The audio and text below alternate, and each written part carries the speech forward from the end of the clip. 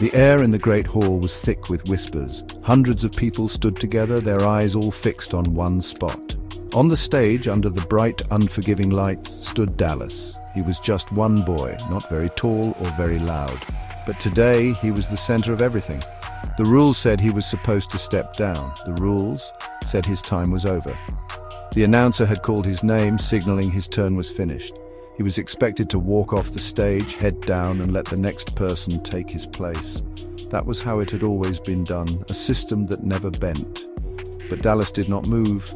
He just stood there, his feet planted firmly on the wooden floor. He wasn't crying or shouting, he wasn't making a big scene, he simply looked out at the sea of faces, his expression calm but completely unyielding. A few seconds passed, which felt like an eternity. The silence grew heavy, pressing down on everyone in the room. People started to shift uncomfortably. They had never seen anything like this before. A quiet refusal was more powerful than a loud protest. It was a question hanging in the air. Why wasn't he leaving? His stillness was his statement. It was a silent declaration that he would not be dismissed so easily.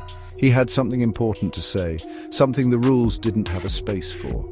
His simple act of standing firm was like a rock dropped into a still pond. The ripples started to spread, first through the front row, then all the way to the back. People looked at each other, their expressions a mix of confusion, curiosity, and even a little bit of fear. No one had ever challenged the system this way. It was a silent rebellion, and its power was in its simplicity and its courage. The officials on the side of the stage began to get nervous. They whispered to each other, their hands gesturing toward Dallas. They expected him to follow the procedure, to obey the established order, but Dallas wasn't looking at them. His focus was on the crowd, on the people who had come to watch. He knew that the real power wasn't with the officials or their rule book. The real power was with the people, and he was waiting for them to see what he saw. He was waiting for them to understand that standing still can be the most powerful move of all. Slowly, a new sound started to break the tense silence. It began with just one person in the middle of the crowd, a soft, rhythmic clapping. Then another person joined in, and another. Soon, a small section of the audience was applauding. They were clapping for Dallas.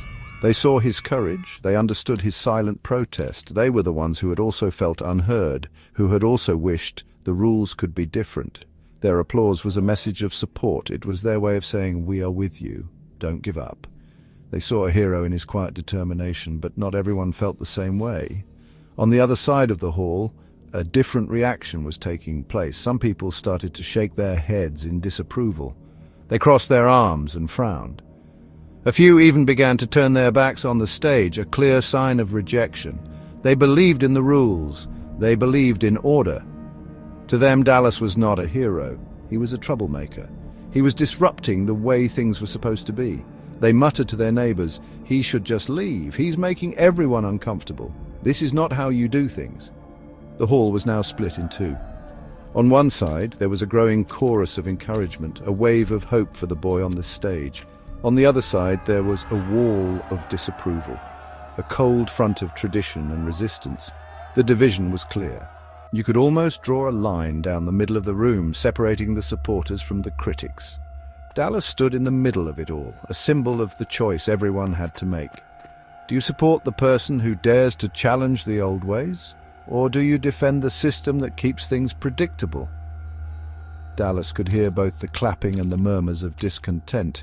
He saw the smiling faces and the angry glares, but he did not let either reaction sway him. He knew that change was never easy. He knew that it would always create a divide. Some people would welcome it with open arms, while others would fight against it with all their might. He had expected this. His strength came from knowing that his purpose was more important than the approval of every single person. He stood his ground not for the applause, but for the principle he was defending. The officials at the side of the stage couldn't ignore the situation any longer. The crowd was divided and the event had come to a complete stop. The system, which was designed to run smoothly and without interruption, was now broken. At first their faces were stern. One of the main organizers, a tall man with a very serious expression, walked purposefully toward Dallas. He was going to enforce the rules. He was going to tell the boy firmly but politely that he had to leave the stage immediately. This was the system protecting itself, trying to restore order. As the official got closer, however, he slowed his pace. He could hear the supportive clapping growing louder. He could see the hopeful faces in the audience, all looking at Dallas with admiration. He looked at Dallas himself, not at a troublemaker, but at a young person standing with incredible poise. He saw the determination in the boy's eyes. For the first time, the official hesitated. He had followed the same rulebook for 20 years, never once questioning it. But now, a simple, quiet act of defiance was making him think. Was the rule more important than the person? This moment of hesitation was the first crack in the system's armor. The official stopped just a few feet from Dallas. He didn't order him off the stage. Instead, he turned to his fellow organizers and had a quiet, urgent conversation. Their heads were huddled together. Their hands moved quickly as they debated what to do. The rulebook had no section for this. It had no instructions for what to do when someone simply refused to accept that their time was up.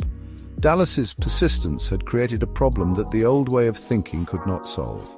Finally, the tall official made a decision. He walked not to Dallas, but to the microphone at the center of the stage. The crowd grew quiet, again waiting to see what would happen.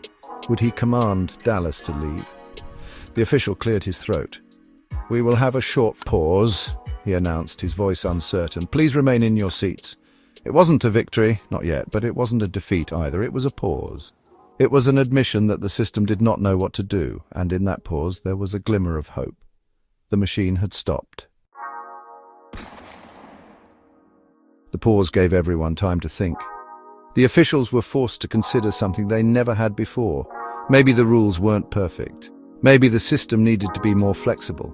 They saw the passion in the eyes of Dallas's supporters. They saw how one person's courage had inspired so many. The whispers among the officials were no longer about how to remove Dallas, but about how to listen to him. They started to discuss a new idea. What if they made a small change? What if they created a new rule just for today to let him speak? It was a radical thought for them. Inspired by Dallas's unmoving stance, a few of his supporters grew bolder. One woman stood up and shouted, "Let him speak!" Her voice was clear and strong. Soon others stood up with her. "Let him speak! Let him speak!" The chant started to spread, crossing the invisible line that had divided the room. Even some of the people who had initially turned away were now looking back at the stage with curiosity. They were beginning to see that this was not about breaking rules, but about making things better. The energy in the room was shifting from division to unity. The system, like a giant, slow-moving ship, was beginning to turn. It wasn't fast, and it wasn't easy. The tall official returned to the microphone. He looked at Dallas, and for the first time, he smiled a little. "The rules are important," he began, his voice much warmer now. "But listening is more important." A wave of cheers erupted from the crowd. The official held up his hand for silence. "Tonight, we will make an exception. Dallas, you have the stage. Tell us what you have to say." This was more than a crack. It was a door opening. Dallas finally took a deep breath, a small smile on his face. He had not won a battle through shouting or anger. He had won it by standing firm, by believing in his purpose. He showed everyone that one single person armed with quiet determination can start to change even the biggest, most stubborn system.